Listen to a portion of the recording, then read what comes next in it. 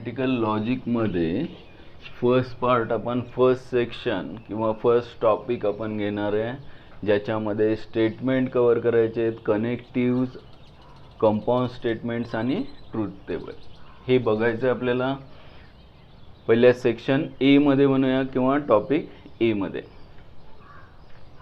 सुरुवातीला डेफिनेशन पासून सुरुवात करूया. मॅथमॅटिकल लॉजिकमध्ये लॉजिकची डेफिनेशन काय? तर logic is the study of general patterns of reasoning. काही महाराष्ट्र बोर्डच्या टेक्स्टबुकमध्ये मॅथमॅटिकल लॉजिक चॅप्टरचं नाव आहे, पण CBSE बोर्डमध्ये किंवा बाकी बुक बघितले तर बऱ्याच ठिकाणी या चॅप्टरचं नावच, काही जण म्हणतात लॉजिक टॉपिकच नाही आहे दुसरीकडे, तर तसं नाही. मॅथमॅटिकल रिझनिंग चॅप्टरचं नाव आहे. बऱ्याच ठिकाणी रिझनिंग म्हणून नाव दिलेलं आहे. म्हणजे या ठिकाणी आपल्याला मॅथमॅटिकल लॉजिकमध्ये रिझनिंगचा स्टडी करायचा आहे. रिझनिंग म्हणजे बुद्धीचा वापर करून जे काही पॅटर्न्स लक्षात येतात without reference to the particular meaning and contents. हे महत्त्वाचं आहे. तुमचं इंग्लिशचं ग्रामर इथे वापरायचं नाही आहे. आपल्याला भरपूर वर्ड फॉर्ममध्ये, वर्बल फॉर्ममध्ये स्टेटमेंट बघायचे, सेंटेन्सेस बघायचे आहेत. मग स्टेटमेंट आहेत का नाही आहेत, इथे आपल्याला इंट्रोगेटिव्ह, इम्पेरेटिव्ह, एक्सक्लेमेटरी या सगळ्यांचा विचार करायचा आहे ओपन सेंटेन्सचा. आणि मग ते काय असतात तर स्टेटमेंट नसतात. पहिलं हे बघणार आहे आपण की स्टेटमेंट कोणते असतात. त्याच्या अगोदर हे बघूया की लॉजिक म्हणजे काय. तर लॉजिक म्हणजे स्टडी ऑफ जनरल पॅटर्न, अशा pattern of reasoning without reference to the particular meaning or content. Example जसे बघू पुढे तसं लक्षात येईल नक्की लॉजिक काय प्रकार आहे. तिथे मग मिनिंगचा विचार आपण करणार नाही आहे, कॉन्टेंट काय आहे त्याचा विचार करणार नाही आहे, ग्रामर काय आहे त्याचा विचार करणार नाही आहे. इंग्लिशचं ग्रामर मॅथ्समध्ये आपल्याला वापरायचं नाही, फक्त रिझनिंग यूज करायचं आहे, मॅथ्स यूज करायचं आहे. आणि मग ते कसं पुढे येणार आहे ते बघूया. लॉजिकल स्टेटमेंट म्हणजे काय, हा सगळ्यात महत्त्वाचा पार्ट आहे की तुम्हाला स्टेटमेंट कशाने डिनोट करतात. तर statements are denoted by small p, q, r, s etcetera. हे समजा एक स्टेटमेंट आहे, he is brilliant, Rahul is brilliant, असं काहीतरी स्टेटमेंट आहे. मग ते कोणत्या नोटेशनने डिनोट करतात तर p, राहुल इज ब्रिलियंट आहे. नंतर एखादं स्टेटमेंट असेल रोज इज रेड, q आहे. आर एखादं स्टेटमेंट असेल ग्रास इज ग्रीन, आर आहे. यस एखादं स्टेटमेंट असेल. म्हणजे स्टेटमेंट, पहिली गोष्ट हे बघूया की ते स्टेटमेंट आहेत का नाही आहेत. हे कसं ठरवणार तुम्ही. तर logical statement is any sentence, म्हणजे एखादं वाक्य आहे, close the door, he is rich, असं काय आहे तर त्याला आपण फक्त सेंटेन्स म्हणू शकतो, स्टेटमेंट म्हणू शकत नाही. स्टेटमेंट कधी असेल जर त्याला काहीतरी अर्थ असेल, मिनिंगफुल असलं पाहिजे, डिक्लेरेटिव्ह असलं पाहिजे.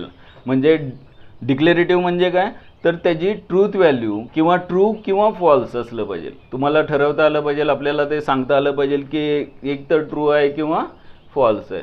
दोन्ही सुद्धा असू शकत नाही. स्टेटमेंट एखादं आहे तर ट्रू पण आहे आणि फॉल्स पण आहे, हे असू शकत नाही. आणि याला म्हणतात लॉ ऑफ एक्सक्लुडेड मिडल. आपण शेवटी लिहिलेलं आहे लॉ ऑफ एक्सक्लुडेड मिडल. म्हणजे काय, a statement cannot be both true or false at the same time, simultaneously. एकाच वेळेस दोन सुद्धा असू शकत नाही, मग ते स्टेटमेंट नाही आहे. आणि त्या रूल जो आहे किंवा लॉ ऑफ एक्सक्लुडेड मिडल म्हणतात त्याला. आणि मग आपण बघतोय की स्टेटमेंट कसं असलं पाहिजे, मिनिंगफुल असलं पाहिजे, डिक्लेरेटिव्ह असलं पाहिजे, अनॲम्बिग्युअस असलं पाहिजे, म्हणजे स्पष्ट असलं पाहिजे. तेच तिन्हीचा अर्थ तसं बघायला गेलं तर एकच आहे की त्या स्टेटमेंट ट्रू आहे का फॉल्स आहे, व्हॅलिड आहे का इनव्हॅलिड आहे, हे आपल्याला सांगता आलं पाहिजे, तरच ते स्टेटमेंट आहे. दुसऱ्या भाषेमध्ये एखादं ओपन सेंटेन्स असेल, म्हणजे ही इज रिच किंवा ही इज हँडसम किंवा ही इज ब्रिलियंट, असं काहीतरी आहे. ही म्हणजे कोण माहीतच नाही, that is called open sentence. याच्यामध्ये हे स्टेटमेंट नाही आहे. किंवा इम्पेरेटिव्ह म्हणजे काय,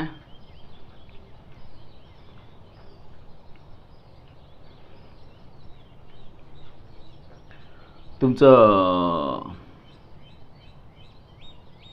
इंट्रोगेटिव्ह म्हणजे काय, तुमचं क्वेश्चन मार्क प्रश्नचिन्ह असेल. नंतर एक्सक्लेमेटरी म्हणजे उद्गारवाचक, बरोबर आहे. इम्पेरेटिव्ह म्हणजे ऑर्डर केलेली असेल,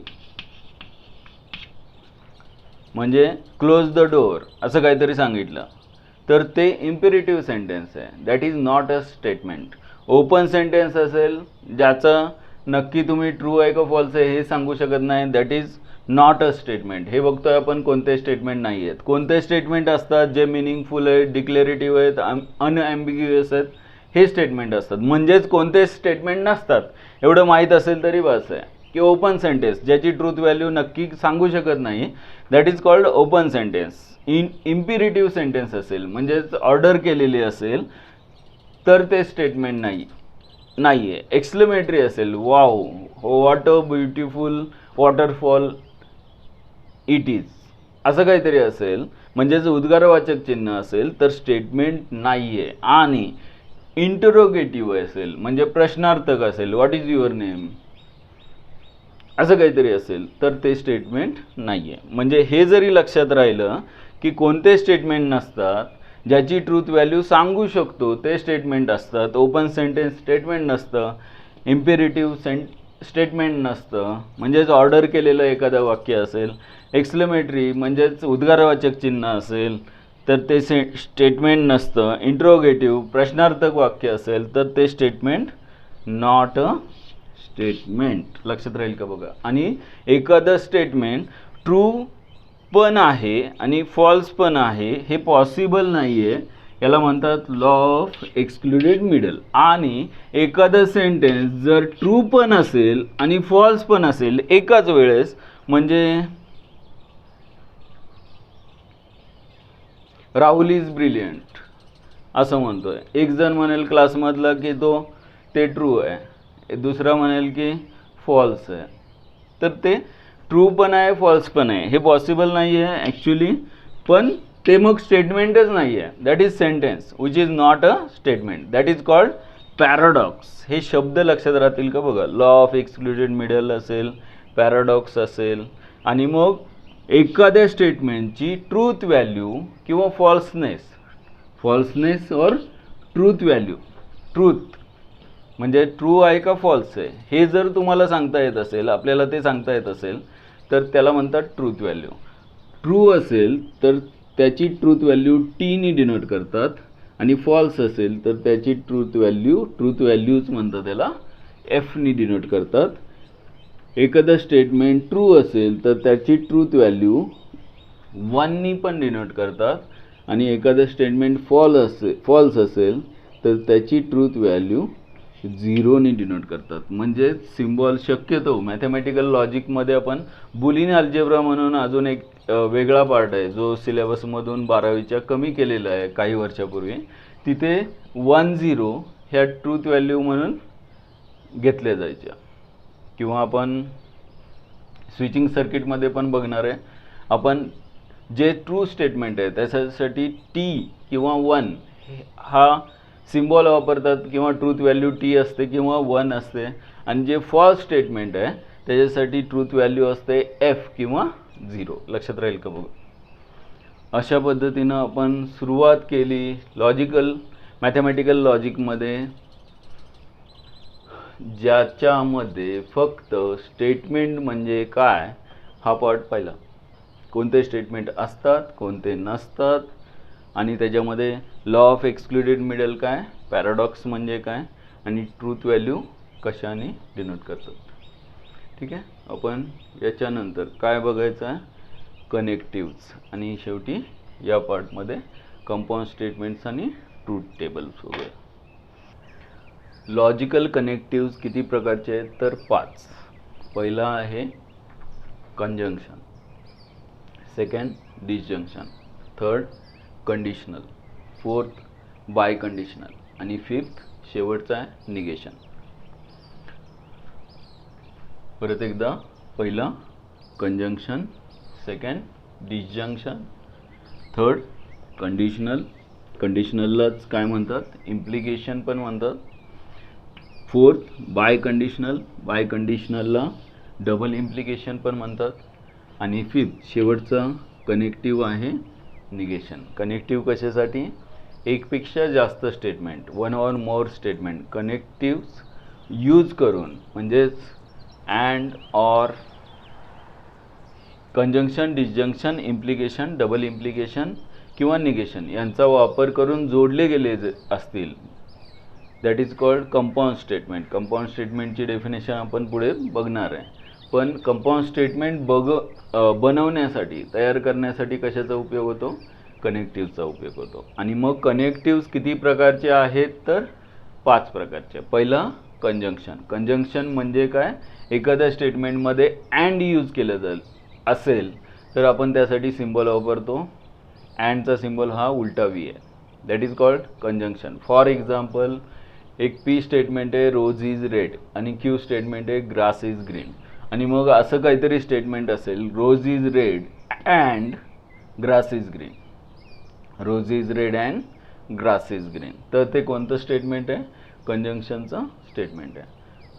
त्यानंतर त्याच्याऐवजी जर rose is red or grass is green, अँडच्या ऐवजी दोन स्टेटमेंटच्या मध्ये ऑर असेल, म्हणजेच त्यासाठी सिम्बॉल वापरला जातो व्ही. सिम्बॉलिक फॉर्म म्हणतात त्याला.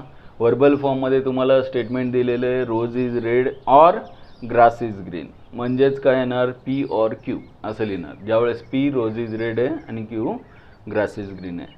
हा झाला सिम्बॉलिक फॉर्म. वर्बल फॉर्मचं कन्वर्जन आपल्याला सिम्बॉलिक फॉर्ममध्ये करता येतं. कधी तुम्हाला हे माहीत असेल, अँडसाठी हा सिम्बॉल वापरतात, म्हणजेच कंजंक्शनचा सिम्बॉल आहे, आणि ऑरसाठी डिसजंक्शनचा हा सिम्बॉल वापरला जातो. आता महत्त्वाचं, रोज इज रेड ट्रू आहे का फॉल्स आहे, ग्रास इज ग्रीन ट्रू आहे का फॉल्स आहे, हे ठरवल्यानंतर आपण यांची ट्रूथ व्हॅल्यू ठरवता येते. कशाची, rose is red and grass is green काय असणार, तर याचं कनेक्टिव्ह ज्यावेळेस कंजंक्शन असेल त्यावेळेस एक लक्षात ठेवायचं, टी टी असेल तर टी, बाकी सगळे फॉल्स. म्हणजेच कंजंक्शनचा रिझल्ट लक्षात ठेवताना इथे कोणतेही ग्रामर वापरायचं नाही, काहीही. मगाशी बघितलं आपण लॉजिकमध्ये रिझनिंगचा विचार करायचा आहे, तिथे कंटेंट आणि मीनिंग जास्त त्याचा विचार केला जाणार नाही. आपल्याला बघायचं आहे की rose is red and grass is green हे ट्रू आहे का. जर रोज इज रेड ट्रू असेल आणि ग्रास इज ग्रीन पण ट्रू असेल, म्हणजे दोन्ही स्टेटमेंट ट्रू असतील, तर rose is red and grass is green काय असणार आहे, ट्रू असणार आहे. म्हणजेच दोन्ही स्टेटमेंट ट्रूथ व्हॅल्यू, दोन्ही स्टेटमेंटची पी आणि क्यूची ट्रूथ व्हॅल्यू टी असेल तरच त्यांच्या कंजंक्शनची म्हणजे अँडच्या स्टेटमेंटची ट्रूथ व्हॅल्यू टी असते. अदरवाईज सगळ्या केसमध्ये काय असते, फॉल्स असते. म्हणजे पहिलं स्टेटमेंट ट्रू आहे, दुसरं स्टेटमेंट फॉल्स आहे, तर रिझल्ट फॉल्स येणार आहे. पहिलं फॉल्स आहे, दुसरं ट्रू आहे, म्हणून रिझल्ट फॉल्स येणार आहे. दोन्ही स्टेटमेंट फॉल्स असतील तरी रिझल्ट काय येणार, फॉल्स असणार. हे लक्षात राहील का बघा. याच्यामध्ये नियम लक्षात ठेवायचा आहे, रूल लक्षात ठेवायचा आहे, दॅट इज रिझनिंग. म्हणजेच लॉजिकमध्ये टी टी असेल तर टी, अदरवाईज फॉल्स असं लक्षात ठेवलं तर चालेल. कोणासाठी, कंजंक्शनसाठी म्हणजेच अँडसाठी. याच्याऐवजी ऑरसाठी म्हणजेच डिसजंक्शनसाठी काय रूल आहे, एफ एफ असेल तर एफ, अदरवाईज ट्रू. म्हणजे एवढाच रिझल्ट लक्षात ठेवायचा.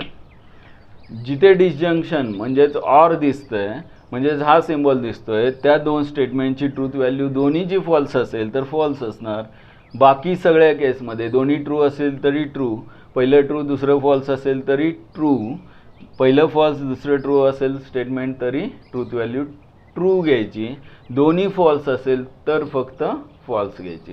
हे कोणाची ट्रूथ व्हॅल्यू पाहिली आपण, ट्रूथ टेबल पाहिला कोणासाठी, तर डिसजंक्शनसाठी म्हणजेच काय, ऑरसाठी. त्यानंतर कंडिशनल म्हणजेच काय, इम्प्लिकेशन. ते जसा हा सिम्बॉल आहे उलटा व्ही आहे, हा व्हीनी डिनोट करतो, तसं इथे हे यूज केला जातो. वन हेडेड ॲरो, एका साईडला ॲरो आहे आणि त्यासाठी वर्ड इथे कंजंक्शनसाठी अँड यूज केला जातो, डिजंक्शनसाठी ऑर यूज केला जातो. तसं कंडिशनल किंवा इम्प्लिकेशन स्टेटमेंटसाठी काय यूज केला जातो, इफ देन. म्हणजेच if P then Q, if P then Q अशा पद्धतीनं यूज केला जातो. पी इम्प्लाइज क्यू असं रीड करतात, पी इम्प्लाइज क्यू. आणि इफ पी देन क्यू म्हणजेच कंजंक्शनचं स्टेटमेंट कसं होतं, तर rose is red and grass is green. डिजंक्शनचं कसं होतं वर्बल फॉर्ममध्ये, rose is red or grass is green. तसं इम्प्लिकेशनचं स्टेटमेंट कसं असणार आहे, if rose is red then grass is green. अर्थाकडं ग्रीन, अर्थाकडं मिनिंगकडं जायचं नाही. आपल्याला ते ट्रू असणार का फॉल्स असणार, ते हा जो ट्रूथ टेबल आहे त्याच्या रिझल्टवरून लक्षात येईल. याच्यामध्ये कोणता रिझल्ट लक्षात ठेवायचा, तर पहिलं स्टेटमेंट ट्रू असेल, दुसरं स्टेटमेंट फॉल्स असेल तर रिझल्ट काय येतो, एफ येतो. टी एफ असेल तर एफ, अदरवाईज काय, टी एफ असेल तर एफ, अदरवाईज काय ट्रू. बाकी सगळ्या केसमध्ये रिझल्ट ट्रू येतो. म्हणजेच तुम्हाला लक्षात ठेवणारा रिझल्ट कोणता, लक्षात ठेवण्यासारखा रिझल्ट कोणता, तर पहिलं स्टेटमेंट हे महत्त्वाचं आहे, पहिलंच ट्रू पाहिजे आणि दुसरं फॉल्स पाहिजे. तर दोन्हीचं इम्प्लिकेशन काय येतं, एफ येतं. नाहीतर सगळ्या केसमध्ये दोन्ही ट्रू असतील तर ट्रू, पहिलं ट्रू, सेकंड स्टेटमेंट फॉल्स असेल तरी ट्रू, दोन्ही फॉल्स स्टेटमेंट असतील तरी स्टेटमेंटची ट्रूथ व्हॅल्यू काय असते, ट्रू असते. कोणत्या केसमध्ये फॉल्स असते, इम्प्लिकेशनचा एवढाच आहे पार्ट असा जो गोंधळ करतो किंवा तुमचा आन्सर क्वेश्चनमध्ये जे विचारलेलं असतं त्याच्यामध्ये चूक होते. काही जण लक्षात ठेवतात टी एफ असेल तर एफ, याचा अर्थ असा नाही की दोन्हीपैकी एक फॉल्स असेल. तर महत्त्वाचं काय, पहिला ट्रू पाहिजे आणि दुसरा फॉल्स पाहिजे तरच ट्रूथ व्हॅल्यू काय येते, एफ येते. पहिला फॉल्स असेल दुसरा ट्रू असेल तर मात्र रिझल्ट काय येतो, ट्रू येतो, टी येते. म्हणजे ट्रूथ व्हॅल्यू आपल्याला लक्षात ठेवायची असेल तर ई पी देन क्यू याच्यामध्ये मिनिंग लक्षात घ्यायचं नाही. रोज इज रेड असल्यानंतर ग्रास इज ग्रीन असताना मग ट्रू असेल का फॉल्स असेल याचा काय अर्थ आहे, अजिबात विचार करायची गरज नाही. पहिलं स्टेटमेंट जर ट्रू आहे, दुसरं statement grass is green false आहे, तर मग if rose is red then grass is green हे स्टेटमेंट काय असणार, फॉल्स असणार. बाकीच्या सगळ्या केसमध्ये स्टेटमेंट ट्रू असणार. म्हणजे हा रिझल्ट तेवढा इफ देनसाठी म्हणजेच इम्प्लिकेशनसाठी म्हणजेच कंडिशनलसाठी लक्षात ठेवायचं. आणि सेकंड लास्ट, ॲक्च्युली लास्ट काय आहे, निगेशन आहे. पीची ट्रूथ व्हॅल्यू टी असेल, ट्रू असेल तर निगेशन पीची ट्रूथ व्हॅल्यू एफ येते, फॉल्स येते. आणि जर पी फॉल्स असेल तर निगेशन पी ट्रू येतो. म्हणजेच रोज इज रेड पी आहे, जर रोज इज रेड ट्रू असेल, खरंच रेड असेल रोज, ते जे काही आहे कोणतं रोज असेल ते ट्रू असेल तर निगेशन पी काय येणार, तर फॉल्स येणार. आणि त्याच्यासाठी वर्ड कोणता यूज केला जातो, जसा इथे अँड, इकडे ऑर, इथे इफ देन वापरला जातो, तसंच स्टेटमेंटमध्ये रोज इज नॉट रेड असं वापरलं जातं. म्हणजेच काय, तर निगेशन पी. जर पी ट्रू असेल तर निगेशन पी फॉल्स येतो आणि जर पी फॉल्स असेल तर निगेशन पी ट्रू येतो. शेवटचं बाय कंडिशनल म्हणजेच डबल इम्प्लिकेशन, म्हणजेच वर्ड फॉर्ममध्ये, वर्बल फॉर्ममध्ये काय शब्द वापरला जातो, वर्ड यूज केला जातो, इफ अँड ओनली इफ. म्हणजेच पी डबल इम्प्लिकेशन क्यू, याचा अर्थ असा P if and only if Q, आणि ते शॉर्ट फॉर्ममध्ये आय डबल एफ पण लिहितात. म्हणजेच rose is red if and only if grass is green. अर्थ विचारात घ्यायची गरज नाही आहे. मग rose is red if and only if grass is green याची ट्रूथ व्हॅल्यू काय येणार, तर दोन्ही ट्रू असतील तर ट्रू येणार, दोन्ही फॉल्स असतील तरी ट्रू येणार, बाकीच्या दोन्ही केसमध्ये फॉल्स येणार. म्हणजेच डबल इम्प्लिकेशन म्हणजेच बाय कंडिशनलचा कोणता रिझल्ट लक्षात ठेवायचा आहे, तर टी टी असेल तर टी, एफ एफ असेल तरी टी, म्हणजे both are same then only T, otherwise false.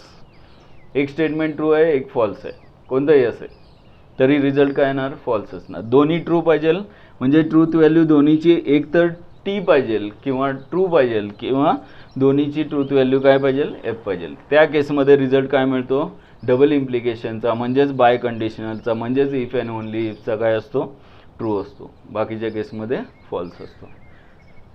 हे झाले लॉजिकल कनेक्टिव्स. काय अडचण आहे का बघा.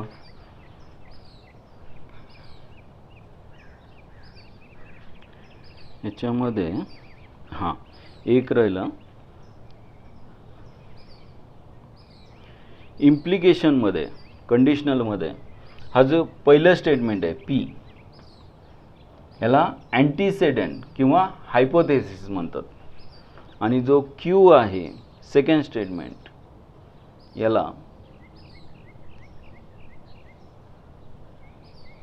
कॉन्सिक्युएंट और कन्क्लुजन म्हणतात. बघा इथे इफ पी देन क्यू मध्ये मी इथे लिहितो पी ला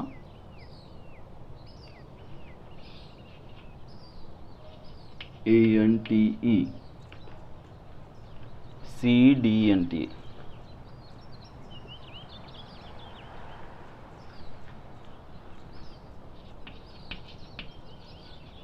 एंटीसेडेंट और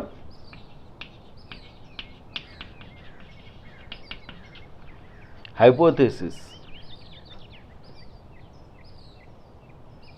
MCQ मध्ये विचारला जाऊ शकतो, म्हणून मी मॅक्झिमम पॉईंट जे आहेत ते कव्हर करण्याचा प्रयत्न करतो की तुम्हाला माहीत असलं पाहिजे.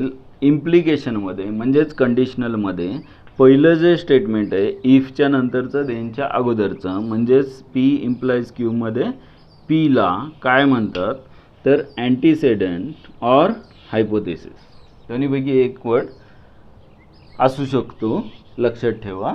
आणि कॉन्सिक्युएंट क्यूला काय म्हणतात, कॉन्सिक्युएंट CONSEQUENT. स्पेलिंग चुकणार नाही याची काळजी मी घेतोय, तुम्ही पण घ्या लिहिताना. लिहित असताल तुम्ही किंवा कन्क्लुजन असं मी समजतो की तुम्ही लिहित असताल, कारण त्याशिवाय लक्षात राहणारच नाही आहे. कॉन्सिक्युएंट और कन्क्लुजन म्हणतात कोणत्या स्टेटमेंटला, नंतरच्या. क्यूला म्हणतात कॉन्सिक्युएंट